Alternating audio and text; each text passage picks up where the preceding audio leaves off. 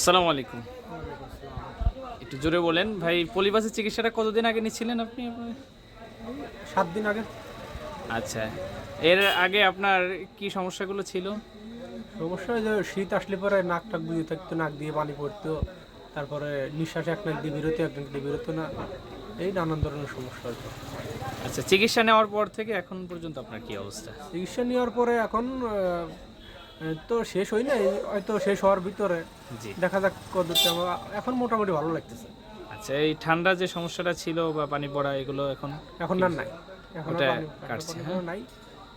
আচ্ছা, আমাদের চিকিৎসাটা নেওয়ার পরে আপনার পরিপূর্ণ সুস্থ হইতে 1 থেকে 2 সপ্তাহ সময় লাগে। তো আপনার 1 সপ্তাহ যেহেতু গেল, আগামী সপ্তাহের ভিতরে আপনি ইনশাল্লাহ পরিপূর্ণ সুস্থ হয়ে যাবেন। আর আমাদের চিকিৎসাটা আপনার কাছে কেমন লাগছে?